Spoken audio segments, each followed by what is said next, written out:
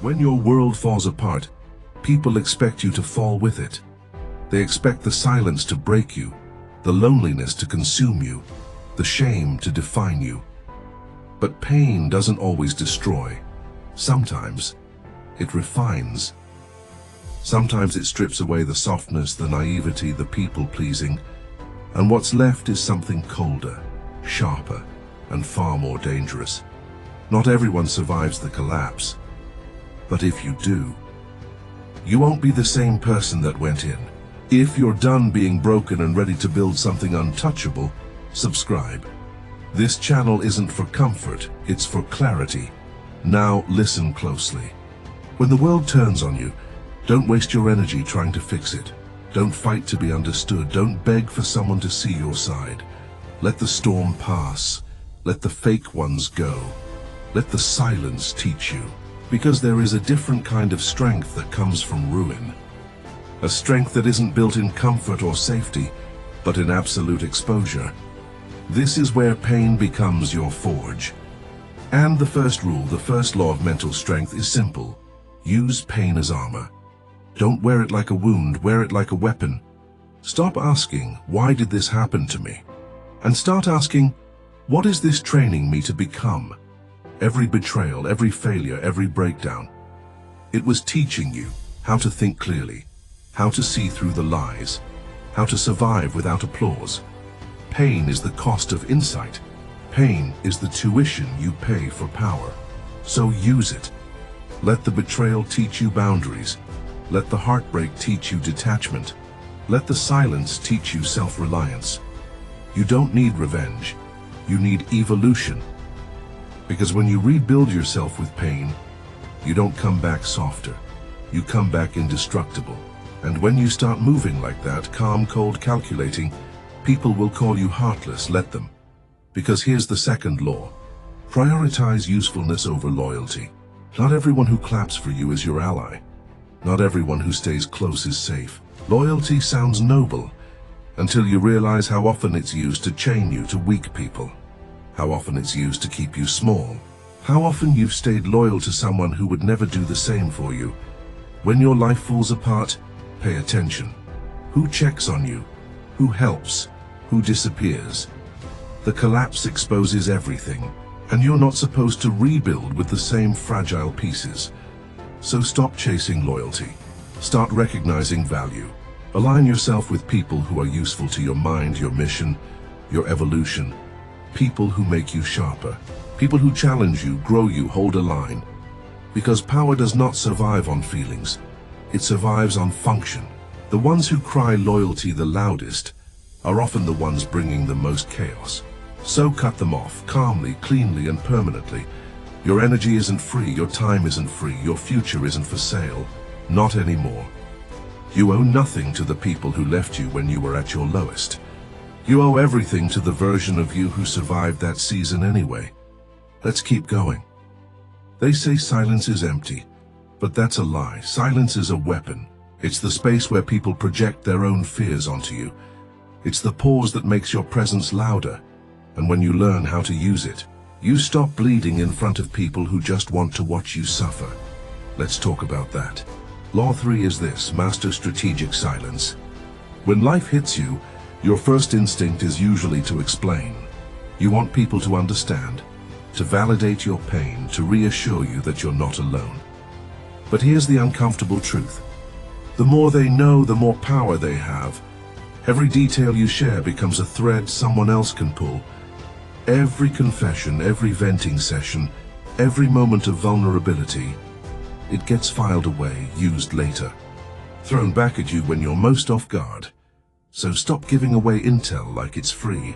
Stop broadcasting your wounds to people who only show up when you're bleeding. You want peace? You want power?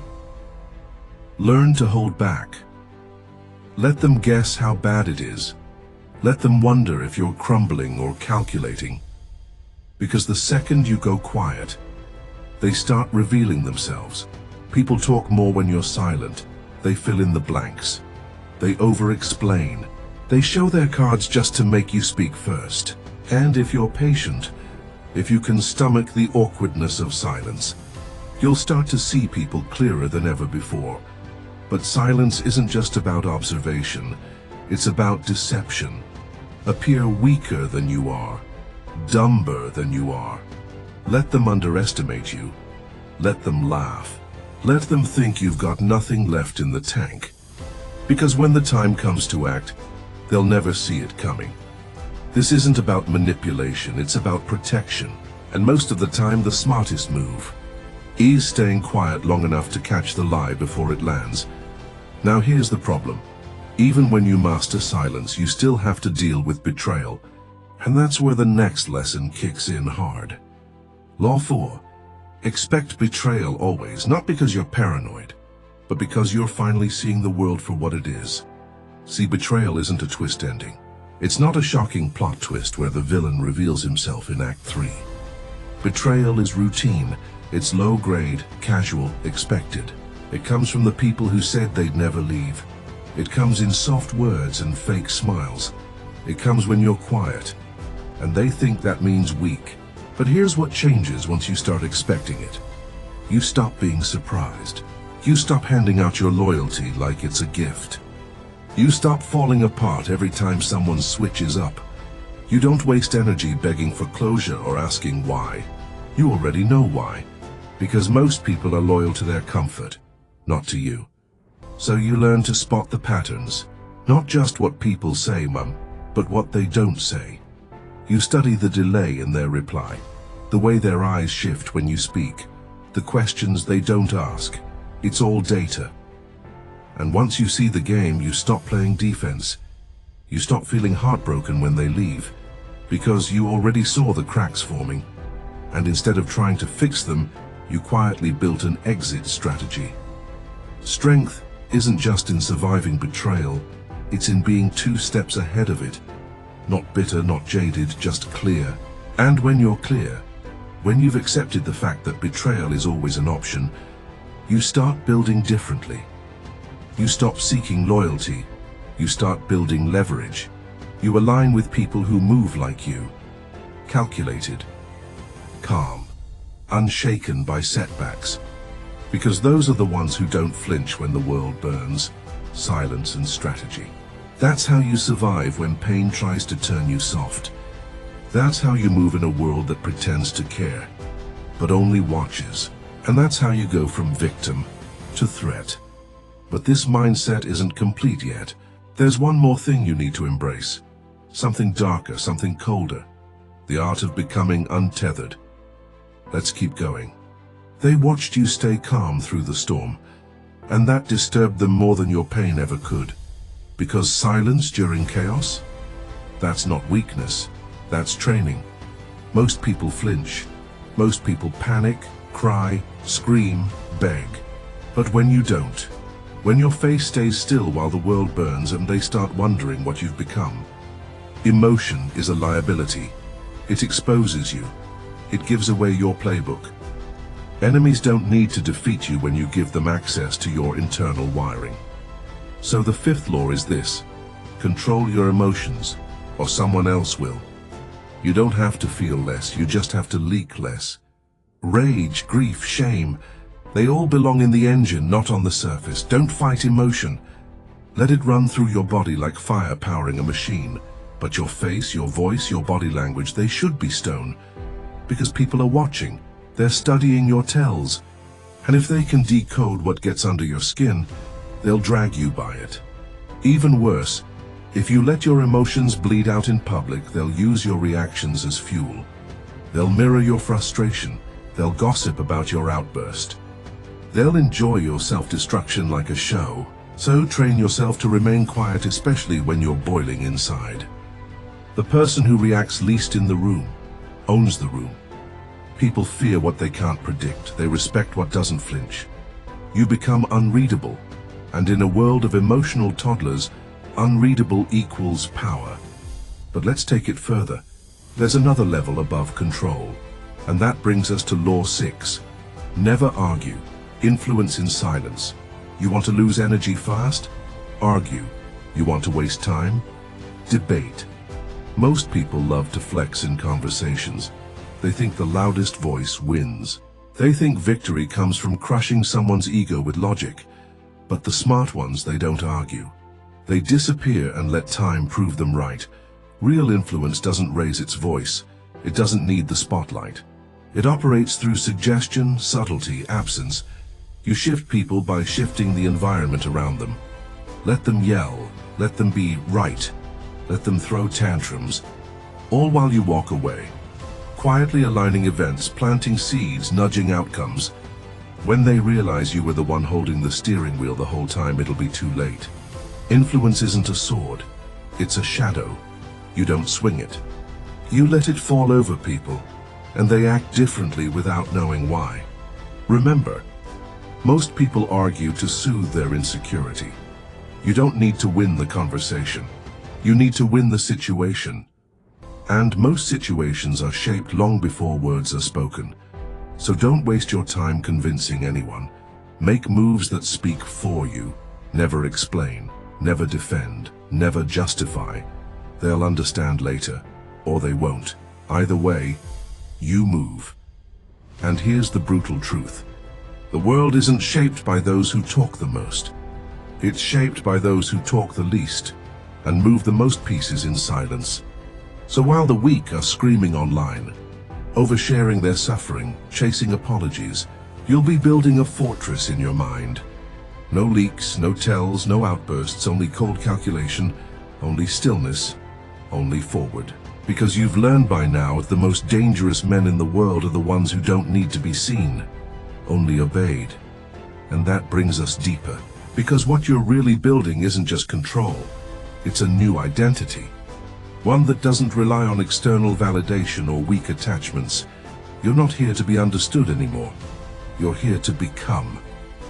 They thought the silence meant you were done, but they forgot something.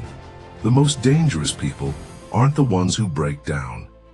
They're the ones who sit with pain long enough to turn it into something useful, something sharp, something they can use.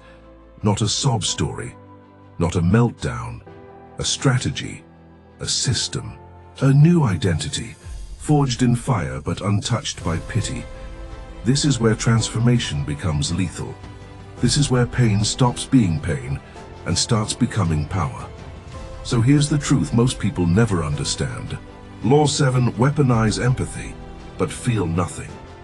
Most people only understand others by feeling what they feel. But that kind of empathy, it's dangerous. It pulls you in, drowns you in emotions that aren't even yours. You learn to step outside emotion. Not because you're heartless, but because you're focused. You don't get pulled into people's drama. You study it, you watch, you listen.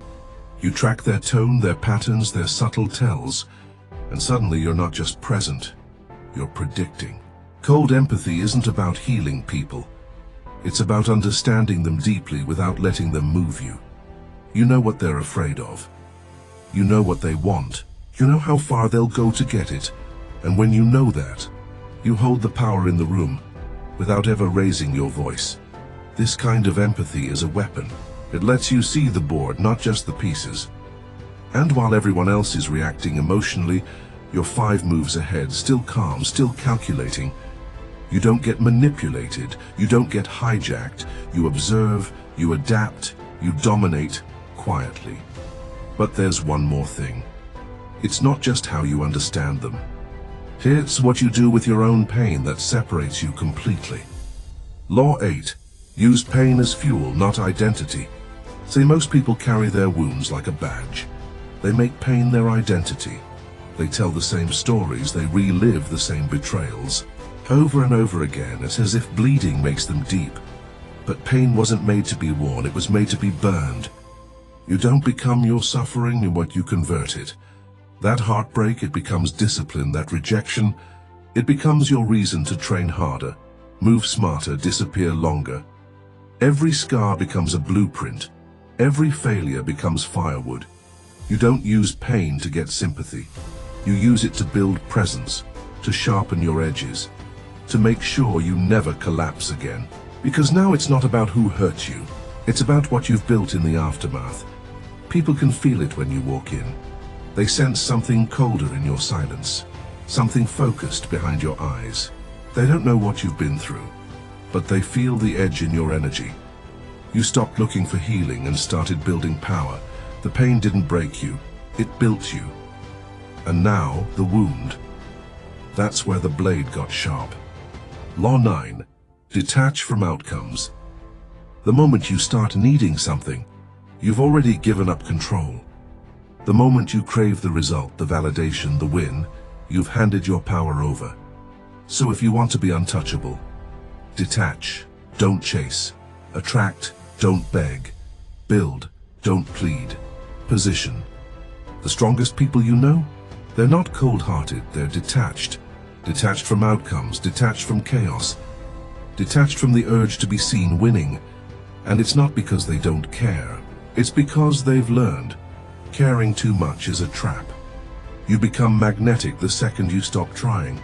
You become powerful the second you stop explaining. You become rare the second you let go of needing anything from anyone. So learn to work in silence. Learn to want deeply, but show nothing. Learn to move without asking. Speak without over-explaining. Win without gloating. When your mind is untouchable, everything starts to move in your direction. Not because you begged for it, but because you became the kind of person who doesn't. Law 10. Never show that you're losing. Everyone wants to be the underdog, until they realize the world doesn't clap for people who look like they're losing. And it's not fair, but it's true. If you bleed in front of them, they'll treat you like you're already dead. If you open the gates to your pain, soon they'll walk right in and start carving deeper. So here's the rule. Even when you're breaking, don't break in front of them. Even when you're rebuilding, don't let them know you were ever broken. Show strength even when it's borrowed. Project control, even when the storm is dragging you under. Because the truth is, they only respect who looks in control. They only follow those who lead with certainty. And this isn't about faking it. It's about protecting what's real. Your process, your vision, your battle. Your pain is yours. They don't deserve a front row seat. So wear the mask, not to deceive, but to shield, until you've rebuilt, until your silence becomes power, until your scars look like armor. Let them think you're always 10 steps ahead, even when you're limping behind the curtain. That illusion alone will protect you until it becomes real. When life collapsed, you didn't die. You became something else. Colder, sharper, strategic. They thought the fall would end you. They had no idea it was the beginning. This wasn't a breakdown, it was a transformation. This wasn't the end of your softness. It was the birth of your strength. You are not what happened to you. You are what rose in response. You've mastered silence. You've studied betrayal. You've killed the weak voice inside you. And now, you are untouchable. If you're walking through your storm silently, subscribe. And if you already did, good, let them underestimate you. Because the world has no idea who they're really dealing with now, but they'll find out when it's too late.